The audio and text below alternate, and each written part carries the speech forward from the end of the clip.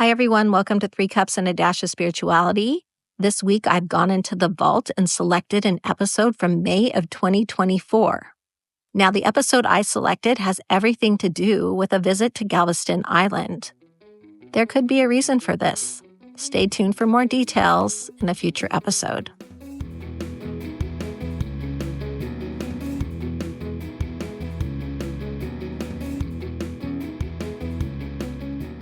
Hello, everybody, and welcome back to Three Cups and a Dash podcast. Today, I am joined once again by the fabulous Michelle. Hello. And the wonderful Carissa. Hello, hello. Now, these ladies just recently went on an adventure, and we are here to hear all about it. You guys went to Galveston, correct? Yes. And I haven't heard any of this, so I'm actually really excited to hear the unfoldings and just the experiences you had. So I'm going to sit back and ask all of my obnoxious questions, and I want you guys to dive right in. You're going to love it. Can I dive in with a question? Because of course. I have a question, and if I'm thinking about it, I'm thinking listeners might be wondering about this too. But when you go into a location with spiritual activity, are there only stuck spirits that need to cross in that location, or have spirits that have already crossed over, can they come back and be in that location also because it meant something to them? I love that question. And I right off the bat, I think I can answer it if that's okay. Please. 100% they can come back. So one of the things that you have to remember is, like with Carissa doing the connection sessions and things along those lines, we're bringing spirit back to meet our higher vibration. So there's no reason that our spirit, whenever it's no longer in the meat suits we're wearing, can't go back to the places we loved while we were in our meat suit. So like, I don't think hauntings are all bad. A haunting could just be a spirit popping in to see what's happening with a house that they built, something that they love, right? Yep. Okay. And that makes so much sense. I just wanted to clarify that because we learned a lot of lessons while we were in Galveston. I think each of the 3 locations we visited so far, there's been a lesson that's come through. And the lesson in Galveston is completely different than the other 2 places. Like when we went to the Sally house, we learned that the house can really affect your moods. We learned that you can feel that darkness and heaviness right off the bat and what that felt like. And then we go to the next location, which is the Driscoll Hotel. That feels so light and airy, and it feels like just a train station of activity. And then we go to Galveston, and there's another lesson there completely. What I learned from the Galveston is you shouldn't walk into a place and assume that you're supposed to cross spirits over. Like, this community cherishes and honors the stuck spirits. They love them. They talk about them. Oh, I saw this one come in, so-and-so. It is not scary or spooky. It's actually warm and lovely. And so for us to walk in and go, oh, okay, well, we got to pick stuff up. And what spirits do we have to cross was a bit, for me, I was like, oh, that was a good, I guess, an ego check. Let's say ego check. No, you don't have to. So you come in and you experience what you experience, and you connect with the community. What is the community like? What does the community want? It was so interesting. And the way they come through were so different than the Driscoll or the Sally house. You unpacked a lot there, and everything you said is 100% correct from our experience. Going in there, that community, as Carissa said, it completely welcomes visitors, and it encourages them to ask questions and to be present and to learn about their community. And it just has this lighter vibe that feels, just that community vibe. I don't know how else to explain it. It was really, really cool. I'm going to jump in and just say that it sounds like it's very kind of culturally related, because you have to remember, everywhere you go is a different culture. Every house you enter is a different culture. I mean, we have cultures within cultures within cultures too. Mm-hmm. So that doesn't really surprise me that you stepped into this beautiful, energetic culture that supports, the way spirituality essentially, I feel like should maybe be reported. Look at Dia de los Muertos, the Day of the Dead. There are different cultures that celebrate that so differently than, I think we tend to do when we step into fear. We have, again, so much to unpack here. We did a couple of tours while we were in Galveston, and the information that we got from the guides, they were so incredibly knowledgeable. And I remember right before we got out of the car, because one of the tours was in like this, I should look, what kind of car was it, Carissa? Like a replica? Oh, not a Ford? golf cart, but I don't know. I don't know how to say it. Like an old timey looking fast golf cart. A buggy? Maybe a buggy, but it was a Model T car. I had to look at my notes. Okay. Thank Model you. T car. It was open air. It was a little cold. And so our guide went and got us blankets. And honestly, I was a little more fearful because it was an open air car of the people walking the streets. I remember as we pulled up to get the blankets, there was a little bit of activity there that I'm like, what's that? What's that? What's that? And, just being mindful of my physical body being alert. But then it all balanced out. And before we left that last tour, she said, think of the kids whose lives were lost during the hurricane. And when they are pulled back to this area, they see this grand hotel go up because the Galveston wasn't there when the hurricane happened.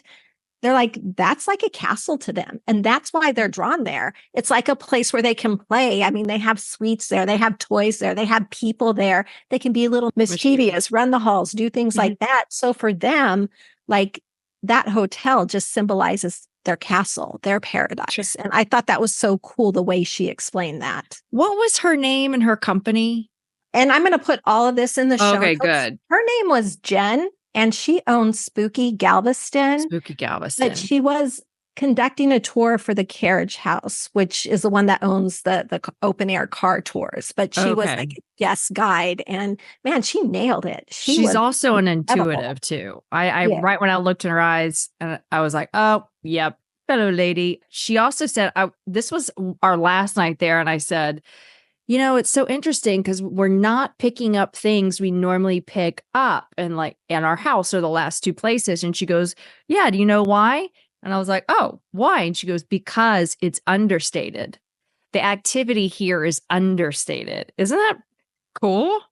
I love that language choice. Right? Understated. Yeah. Which is true. Like you'll see something in the mirror when you take a picture, or paintings, there'll be a face that comes out of the painting, or my water bottle. Oh, yeah. We'll have to share that story because that was pretty remarkable. But what Jen said about it being understated and just coming up with that language, that was like our whole experience there, because Carissa and I would have conversations about something with nobody else around. We would go out into the community and randomly someone would answer our question. It's like everybody's tapped in to that connection, if that makes sense. Everybody's tapped into that energy. And it was so incredibly cool. Yeah. We did have lots of experiences, but like, why don't we rewind a little and go back to like coming into Houston, because Carissa was generous enough. She picked me up at the airport. But while I was on the plane, I decided to listen to an episode, actually 2 episodes of Morbid, which is a podcast. And they were talking about the place I'm going next. And unfortunately, neither of you will be there with me, but hopefully there'll be something we can talk about there. But I just wanted to listen, and I felt pulled to listen to it right then. And first episode went by, I took down my notes. Second episode started, and they immediately mentioned Galveston, which, how weird is that? I'm flying to Houston to go to Galveston, and they're talking about the Galveston 11 and how he was caught in Pasadena. Well, of course, I'm a West Coast girl, so I'm thinking, oh, Pasadena, California, okay. So I kind of put that in my bank. I'm telling Carissa, like, it was really weird. I'm listening to a story about Iowa, and they bring in Galveston, Texas, and this guy who was caught in Pasadena. She goes, Pasadena, Texas, we're driving through it right now, right? And I'm like, what? I didn't even know there was a Pasadena, Texas, but there you kind of have it. So that criminal aspect, that tie back to true crime was there throughout this whole thing too. And really for me, what it felt like was I'm on a journey and I'm going to these locations that seem to somehow be connected. And I could almost on this trip see the undercurrent and the tie-ins. It was so incredibly eye-opening to me. It was How wild. cool is that? It was wild. So then, she picks me up, takes us to the Galveston. We check in. We're up in her room. 501. 501. And you were yeah. 505, right? I was 500. You were 501. Oh, okay. But I was saying 525 because that was at the Driscoll. But no, you were 501. The spooky haunted room. And again, it's that like a Romeo and Juliet story. Tell her what I'm so ADHD. Tell her what we saw right when we walked into the room. Oh, yeah. So if you remember, what did we talk about last episode time? That was released, I asked the question about the Ouija board. Like, would you ever consider taking a Ouija board? And we walked into her room and there was a Ouija board sitting right there. And Stacy had a poster or something hanging up last time. Yeah. In my office, I have a fabric Ouija board that I have. Which is new. Yes. Relatively new within the past 2 months. Yes. You can't make this stuff up. You can't. And then it was really cool because I have these ghost vision goggles and they are the most ridiculous thing to wear, but they help in meditation and they generate AI images. I don't know how else to say it, but I'm sitting there with these goggles on having this meditative session and an image of the Ouija board comes up. I cannot make this up. I think we sent the picture to you. And I have it, so we'll put it on social media also. But there was a huge tie-in to that Ouija board. Also in that room, which I mentioned in the other episode, was whenever Chris and I are around each other, a pillow or something falls over. And it happened again. Like we were just in her room and talking, and all of a sudden a pillow, which was leaning this way, just went boop and fell over. There you go. I do have to say the first night, second and third night slept like a baby. So when y'all go stay, don't be afraid, man.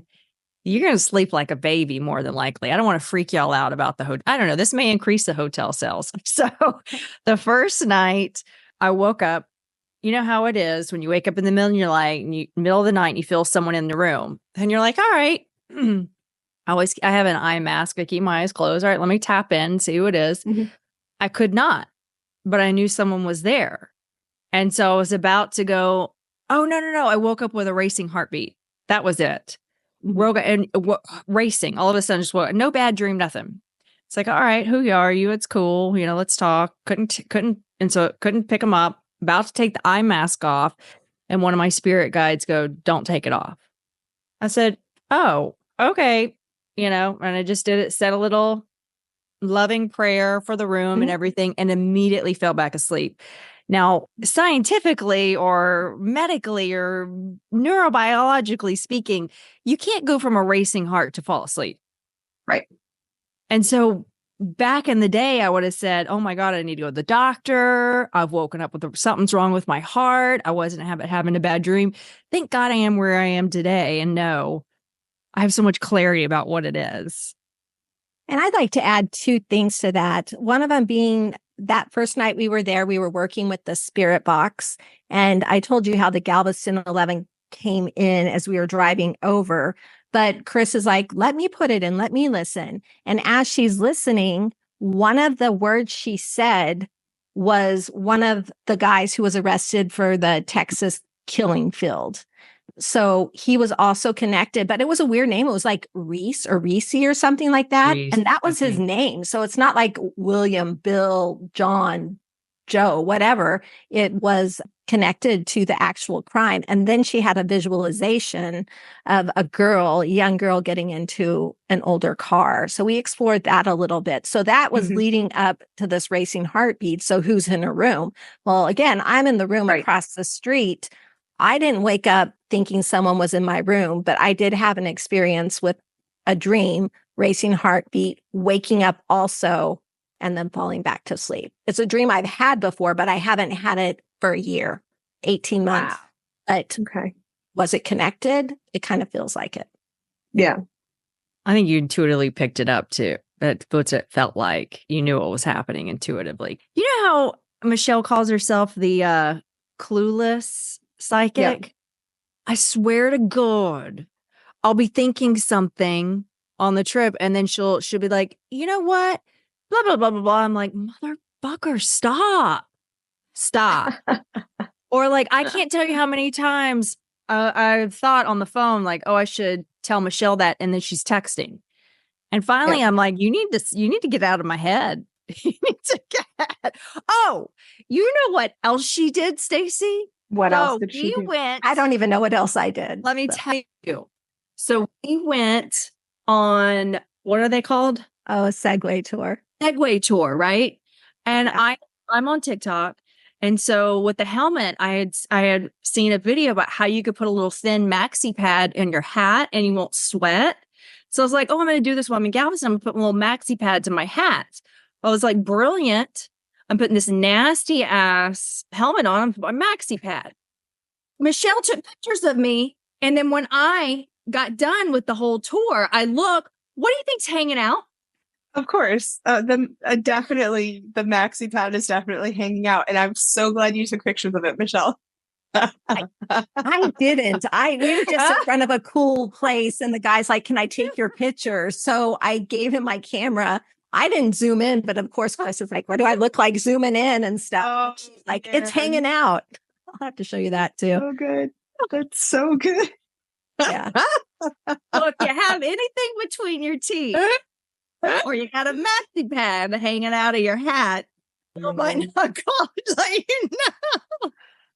You're a fun person to travel with. I will just say that because I have more stories today.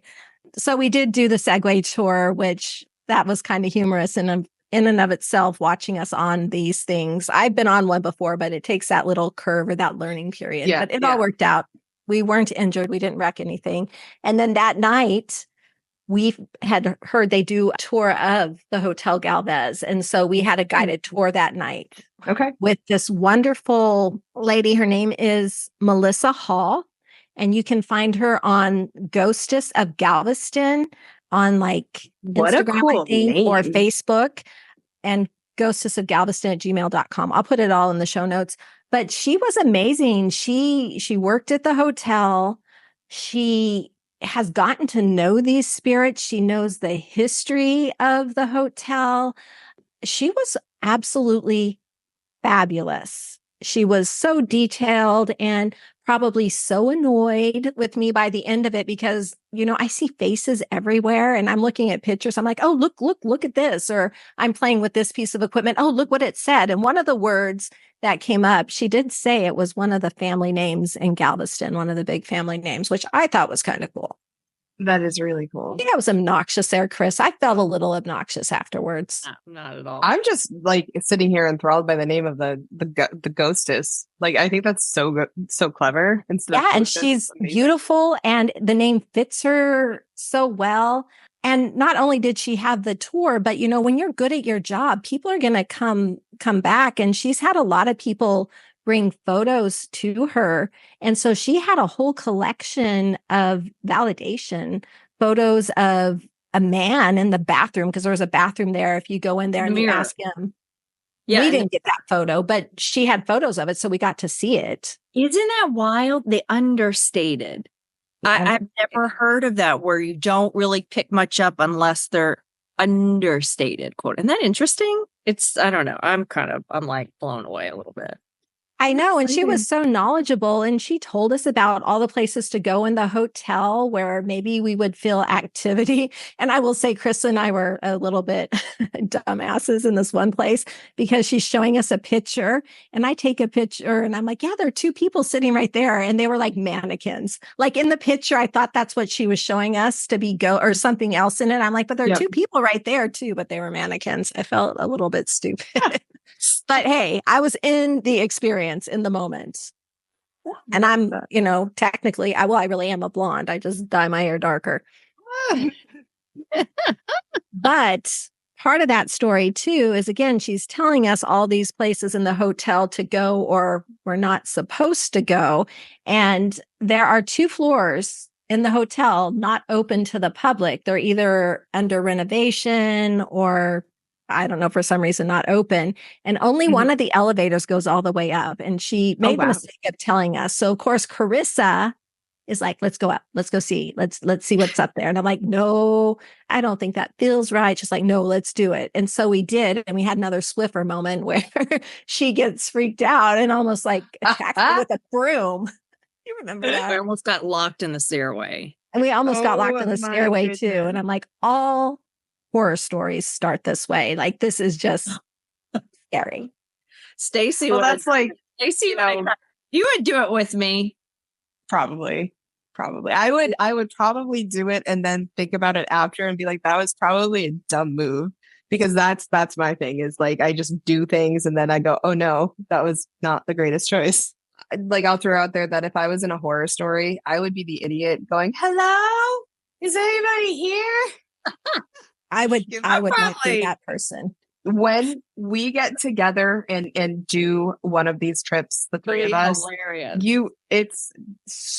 yes, those are the words. It's going to be absolutely hilarious. And actually, side note, a friend of mine recently invited me to join them on a trip to Mount Washington here in New Hampshire, which is one of the most haunted hotels in my state. So yeah, we'll see. I don't know when. The details. Get the I'll keep you details. posted. Yeah. Write it down. Yeah, I Take will. all the notes. Because I almost forgot. I almost forget everything. I had to write it all down. And I think, but anyway, moving forward, because we really want to keep doing this, just taking a journal with us and being sure to write things down as they happened.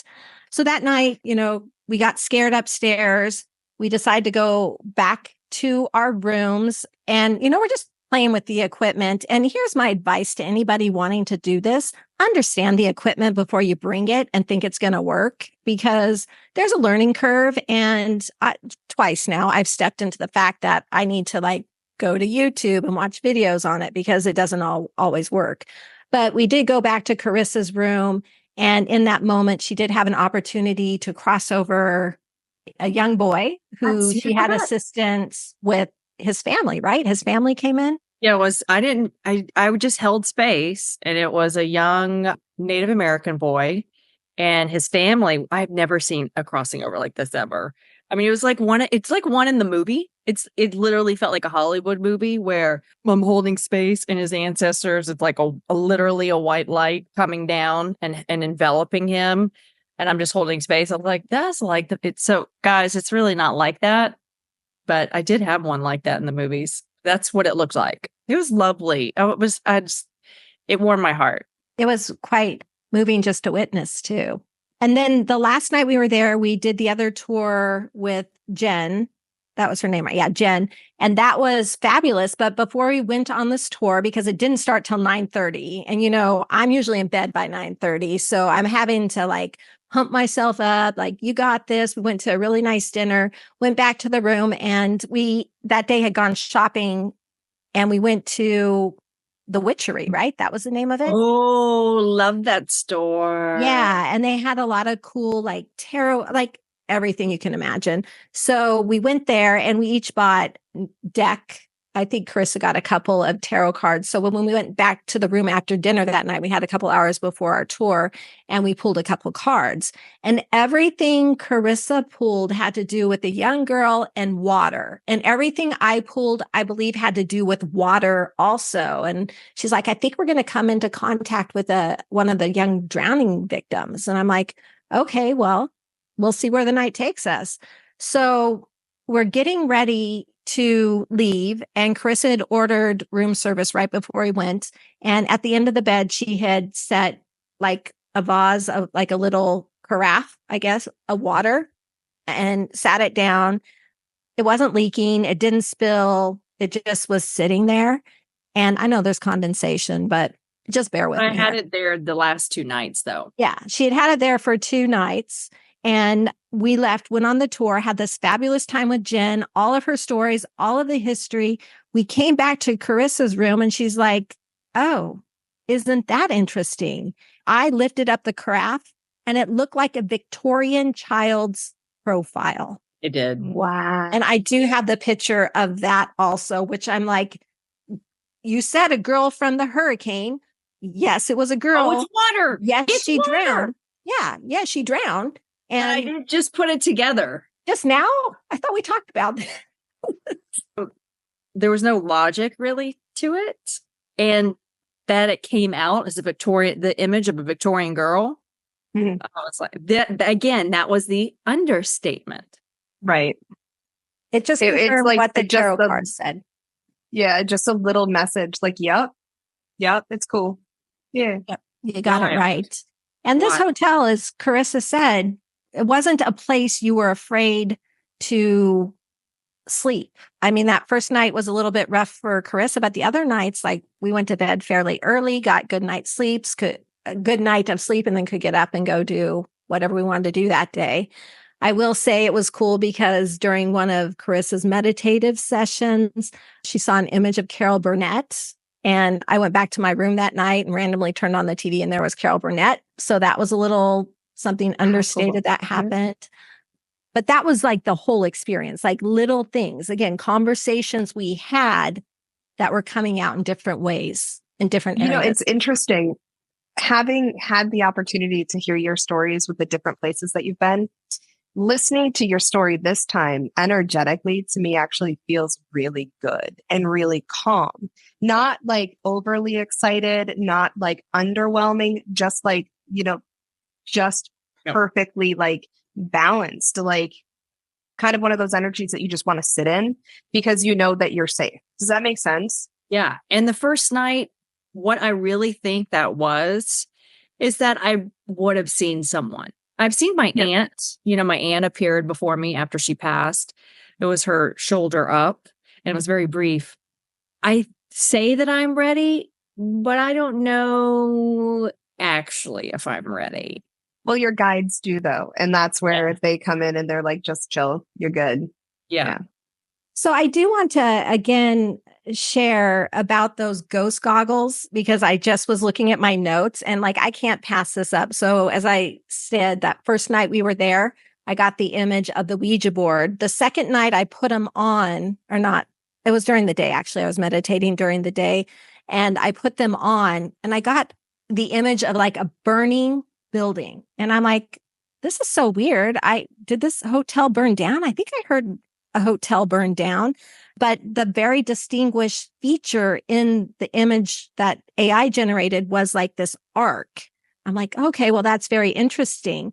We did the tour. We hear there was a hotel that burned down. So I pulled up pictures. And while it doesn't look exactly the same, that arc's there, which I thought was really cool. I have no idea how these ghost goggles work or the technology, but they speak to me and I'm really enjoying them. I'm enjoying working with them. Across from the Galvez, right? Was it the Galvez? It was right across the street from the Galvez. It was actually on the water and it was destroyed by fire. Our guides come through with music on our phones and images through technology. It's like, do, knock on the door. See, guys? Yeah. It's real. We're here. We want you to know we're here. Yeah, it was just a really cool experience. And if anyone ever has a chance to go to Galveston, I'd highly recommend it. Yeah, it sounds like it's such an amazing experience and opportunity to take to kind of learn and grow too. And I think one of the things that I'm going to throw out too, Michelle, that you pushed a little bit without thinking is just be open to all possibility.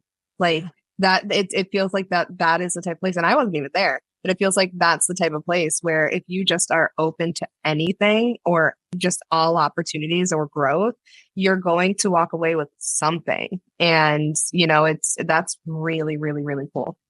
Yeah. And again, for me, part of the big picture was that feeling of that underlying connection between all these places I'm visiting. Like there's a reason or a purpose and they're all under, like, I can't even explain it, but going in, it was at Pasadena, Galveston 11. While we were at the hotel, during the tour of the hotel, the guide said that it opened on June 10th, 1911, which is exactly a year before the crime happened at the next location I'm going to. It happened on June 10th, 1912. So I'm like, okay, I'm seeing the string. And then as I was flying out, I randomly put on a show, which is an airport in Omaha, Nebraska that I'm going to be flying into. That was the town they were in for the show. So like, it's just that continuing piece. It's like to be continued, if that makes sense. It's like connected to be continued. You're on the right path. So weird, but so validating too. And again, the guides, the tours we took in Galveston were amazing. They're locals. They know the history. They have a passion for it. They're excited about their jobs, and they will give you all the time you need. They're not rushing you. They're not hurrying it through. Like, this is your experience. We're excited to teach you. So here you go. That was cool. Really cool. Don't be afraid. Go have fun. Stay in the room. If you want to stay with a friend, stay with a friend. Again, the Ouija board was just a confirmation for me to not be afraid. It's really, if you want to use it for your highest good and the good for all, it can be a means. You don't have to freak out and say, oh, I can't have this in my house, or I can't have it anywhere near me. It's all about the intention. So that for me was just super cool to have that, like, whoa, in the room. And the fear, like, because immediately I thought, should I put it outside my room? And then I said, no, absolutely not. This is silly. It's a cardboard. And maybe that planchette, if you had it on the board, would move and give you some fun messages. I mean, be open to all things, right? Although I will say that were I to have a Ouija board in my room and look over and see it just moving on its own, I might be a little like, oh shit, like that's happening. Yeah, and we didn't try the Ouija board. I'll be honest. We had other tools and equipment we were trying to work with. Carissa's camera that she purchased would not work. And I that purchased was a Ring camera. I purchased a Ring camera because all the reviews said this is great to take in the hotel room, and it would not connect. Oh, interesting. Maybe it wasn't supposed to. Be. Yeah. Yeah. And then one other weird thing that happened, and I'm not saying it's connected, but it feels connected, is we left the hotel. Chris went back home. I went to visit my son, and I looked at my arm and I had this bruise. And I'm like, oh my gosh, Chris, like, do you know where I got this bruise? And she said, I have one in the same location. So I don't know what it was. Wait, but that was I'm sorry. Where is that? It was on the forearm. Because I have had a nice dark bruise literally right here for almost a week now. And so that's kind of fun. That it just popped up before the podcast. Interesting. Very interesting. I think it's because we're all connected. That's what I was just thinking. Oh my God. I know. I'm stealing it, Chris. I'm taking it. Is there any last hurrahs at all? Or should we call it a wrap? We just need to decide on where we're going next. We want to go East Coast, hopefully. There's been talk about Arizona. And very quick, when we went into the witchery, Chris and I were really thinking, oh, maybe New Orleans. There's a lot of activity there. So we walk in and the first book we see is of New Orleans. And then we walk up to check out. And the guy who helped us was flying to New Orleans like the next day. And we're like, okay, so maybe it's New Orleans. But so do you want New Orleans, Stacey? Do I want New Orleans? Let's see what happens in my life moving forward. But heckin' yes, I want New Orleans. I've always wanted to go anyways. Okay. It's going to be hot and humid that day, but we'll do it. That's like me. I'm hot and humid. It's good. Not sure what the humid part means in reference to myself, but we can just pretend that isn't there. But yeah, we can definitely explore. I love it. That sounds fun. Okay. How about next week we talk about dreams and premonitions, because those also came in a little bit while we were at the Galvez. So that might be a fun topic to explore. What do you think? Let's do it. I'm game. Stay classy. Stay sassy. And stay badassy. Bye, everyone. Bye. Next time.